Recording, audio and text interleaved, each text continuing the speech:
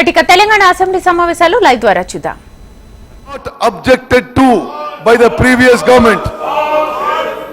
On the night of 29/11/2023, a day before elections, government of Andhra Pradesh sent police force and forcibly took over the control of the right side of Nagarjun Sagar Dam, which was till then under the control of Telangana. The central government intervened and sent CRPF to remove the Andhra Pradesh police. In view of the historical injustice and the current situation, this House hereby resolves that the government of Telangana shall not hand over control of common projects to KRMB unless the conditions put forth by the state have been fulfilled, which are as follows. Water sharing between AP and Telangana shall be on the basis of catchment area, drought prone area, basin population, cultivable area. In basin needs shall be met first on priority as per Krishna Waters Dispute Tribunal 1. Srisailam project was sanctioned as a hydroelectric project by Planning Commission in 1962 for supplying 264 TMC to Nagarjun Sagar project. Accordingly, MDDL of Srisailam shall be plus 830 feet as per KWDT 1 award. Outside basin diversions from Srisailam reservoir shall be limited to 34 TMC, 15 TMC for Chennai water supply and 19 TMC for SRBC, which were approved by CWC.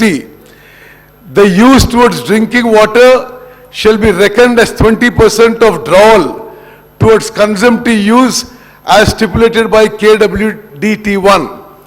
State shall be permitted to carry over water to the next year as per KWDT 1 and shall not be accounted as use in the next year account. Unauthorized construction of projects, expansions, new components, diverting Krishna water outside basin shall not be permitted strictly unless approved by CWC or Ministry of Water Resources. This is my resolution, sir.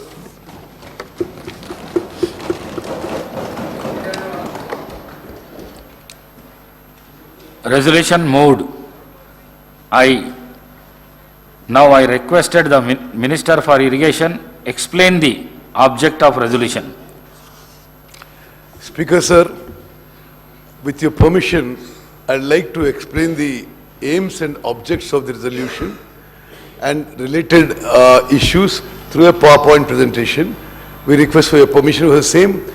Sir, very briefly, I'll try to cover certain issues regarding Krishna River projects and issues related to that, because ఈ గత 3-4 వారాల నుంచి తెలంగాణ రైతాంగానికి, తెలంగాణ ప్రజానీకానికి కొంత అపోహలు, అనుమానాలు ఉండే విధంగా కొందరు పెద్ద మనుషులు మాట్లాడుతున్నారు.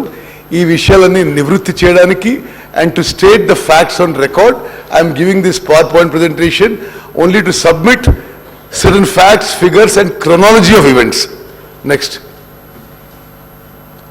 So we'll just cover background of this issue, then Krishna Water Disputes Tribunal 1, Bachawat Award, Andhra Pradesh Reorganization Act, the terms of reference to Krishna Waters Disputes Tribunal 2, chronology of meetings and events from 2014 to till date, and government resolution, I already moved it. Next. సరే, మీ అందరికీ తెలిసినట్టుగా భారతదేశంలో గంగా నది, గోదావరి తర్వాత కృష్ణా నది is the third longest river. ఈ నది మహారాష్ట్రలో మహాబలేశ్వర్ అనే ప్రాంతంలో మరి అక్కడి నుంచి స్టార్ట్ అయి 1400 కిలోమీటర్లు it passes through Maharashtra, Karnataka, Telangana and Andhra Pradesh before it joins Bay of Bengal. River has 13 major tributaries and principal tributaries, including Ghataprabha River, Malaprabha River, Bhima river, Tungabhadra river and Musi river. ఈ నది తెలంగాణ రాష్ట్రంలో నారాయణపేట్ జిల్లాలో తంగడి విలేజ్ దగ్గర ఈ నది తెలంగాణ రాష్ట్రంలో ఎంటర్ అవుతున్న విషయం కూడా నేను మనవి చేస్తున్నాను. Next Google map. ఈ నదీ ప్రవాహం ఒకసారి మనం పరిశీలన చేద్దాం. ఏ విధంగా ఈ నదీ ప్రవాహంలో ప్రత్యేకంగా శ్రీశైలం రిజర్వాయర్ పై గత 10 ఏళ్లుగా గత పాలకుల నిర్లక్ష్యం, అశ్రద్ధ, అసమర్థత వల్ల ఏ విధంగా తెలంగాణ రాష్ట్రానికి కృష్ణా నదీ జలాల్లో మనకు అన్యాయం జరిగిన విషయం నేను ఈ గూగుల్ ఎర్త్ మ్యాప్ ద్వారా తెలియజేస్తున్నాను. ఈ రివరు మహాబలేశ్వర్ మహారాష్ట్రలో మొదలై just go on the flow. ఇది మహారాష్ట్రలో 115 కిలోమీటర్లు ట్రావెల్ చేసి కర్ణాటకలో ఎంటర్ అవుతుంది. కర్ణాటక నుంచి ఇక్కడ ఒక హిపార్జీ బ్యారేజ్ అని, ఆ తర్వాత మూవ్ ఫర్దర్ ఆల్మట్టి డ్యామ్ దగ్గర వాళ్ళు స్టోరేజ్ చేసుకుంటున్నారు. ఆ తర్వాత నారాయణపూర్ దగ్గర, ఆ తర్వాత కృష్ణా నది ఇప్పుడు ఈ తంగిడి అనే ఈ విలేజ్ దగ్గర it enters the Telangana state. Telangana state enter అయిన తర్వాత జూరాల రిజర్వాయర్ ఉంది. అక్కడ గతంలో కట్టిన ప్రాజెక్ట్ విషయం మీ అందరికీ తెలుసు. I will not go into details of that. Then it comes down and then we come to Srisailam reservoir. Srisailam దగ్గర తుంగభద్ర కూడా ఇక్కడ జాయిన్ అవుతుంది. శ్రీశైలం రిజర్వాయర్లో స్పీకర్ సార్, ఇక్కడ మీ ద్వారా గౌరవ శాసనసభ్యులందరికీ తెలంగాణ రైతాంగానికి తెలియజేయాల్సిందంటే, తెలంగాణ రాష్ట్రం ఏర్పడ్డది తెలంగాణ నదీ వాటాలు రివర్ షేరింగ్లో గతంలో అన్యాయం జరిగింది. అందుకోసమే ఆనాటి యూపీఏ ప్రభుత్వం తెలంగాణ రాష్ట్రం విషయం పార్లమెంట్లో ఆమోదించి తెలంగాణ రాష్ట్రం ఏర్పాటు చేసింది. తెలంగాణ రాష్ట్రం వచ్చిన తర్వాత నదీ జలాల విషయంలో తెలంగాణకి న్యాయం జరుగుతుందని చెప్పి అందరూ ఆశించారు. తెలంగాణ రాష్ట్రం ఏర్పడిన తర్వాత ఆనాటి టీఆర్ఎస్, ఈనాటి బీఆర్ఎస్ ప్రభుత్వం అధికారంలోకి వచ్చింది. ఈ 10 ఏళ్లలో గతానికంటే ఎక్కువ తెలంగాణ రాష్ట్రానికి కృష్ణా నదీ జలాల్లో అన్యాయం జరిగిన విషయం నేను ఫ్యాక్ట్స్ అండ్ ఫిగర్స్ మ్యాప్ ద్వారా మీ అందరికీ కూడా శాసనసభకి తెలంగాణ ప్రజానీకాన్ని తెలియదలుచుకున్నారు.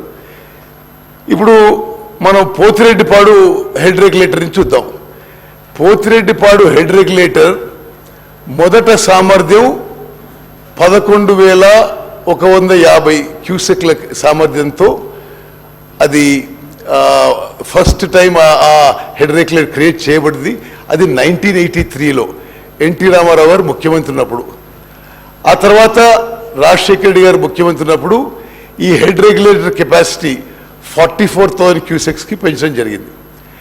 కానీ 44,000 క్యూసెక్స్ శ్రీశైలం అట్ 840 లెవెల్లో. 2020లో ఈ పోతిరెడ్డిపాడు హెడ్ రెగ్యులేటరు 44,000 క్యూసెక్ల నుంచి 92,500 క్యూసెక్స్ వరకు పెంచడం జరిగింది.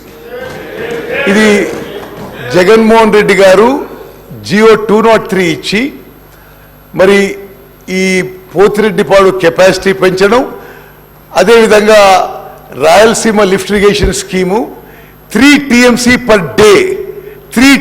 పర్ డే కెపాసిటీతో ఆ జియో 203తో తెలంగాణకి గ్రావిటీ ద్వారా రావాల్సిన నీళ్లు ఇల్లీగల్గా ఆంధ్ర రాష్ట్రం గత ప్రభుత్వం ఉన్నప్పుడు గత పాలకుల మరి ఐదర్ సైలెంట్ అప్రూవల్తో ఈ Pothireddypadu expansion to 92,500 and Rayalaseema lift irrigation scheme 3 TMC per day.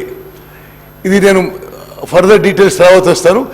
అదేవిధంగా గత 10 ఏళ్లుగా ఇక్కడ Rayalaseema lift irrigation scheme 3 TMC per day గత ప్రభుత్వం ఉన్నప్పుడే నిర్మాణం మొదలైంది.